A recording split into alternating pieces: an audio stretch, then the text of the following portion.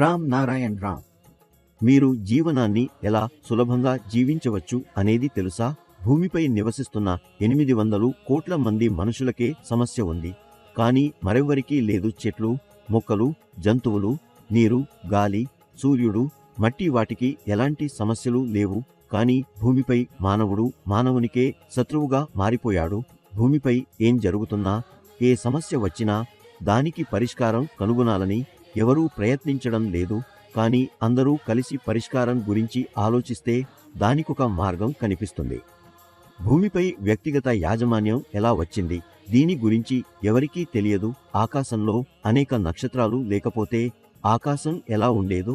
సూర్యుడు, ఆకాశం, గాలి, భూమి ఎప్పుడూ మనుషులు నా సేవకులు అని చెప్పవు. ప్రభుత్వం ప్రజలకు ప్రకృతి గురించి చెప్పకపోతే వాళ్ళు ప్రకృతి ఏమిటో ఎలా తెలుసుకుంటారు?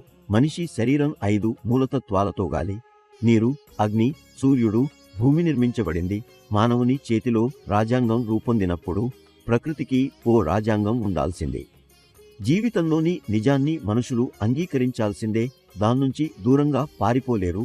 మీరు ఎవరి మీదో వేళ్లు చూపితే 4 వేళ్లు మీ వైపే ఉంటాయి. అంటే మొదటగా మీరే మారాలి. మనం మన నిజమైన చైతన్య స్వరాన్ని వినగలిగితే అన్నీ సరిగా జరుగుతాయి. మానవుని చేతిలో చేసిన రాజ్యాంగాన్ని చూడలేం, కానీ ప్రకృతి రాజ్యాంగాన్ని అనుభూతి చెందగలము.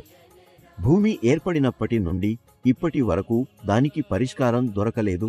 తప్పు చేస్తున్న వారిని సరైన మార్గంలో నడిపించడం మన కర్తవ్యమే. మతం, రాజకీయాల పేరుతో ప్రజలను మభ్యపెడుతున్నారు. ప్రకృతిచే ప్రసాదించబడిన జన్మ హక్కును మానవులు తయారు చేసిన మతం ద్వారా మార్చేశారు.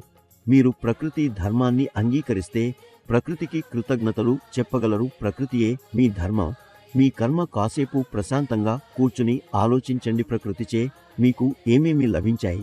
ప్రకృతి ధర్మాన్ని అనుసరిస్తే మీకు ఏమి లభిస్తోంది, ఏమి లభించడం లేదు అనేది త్వరలో అర్థమవుతుంది.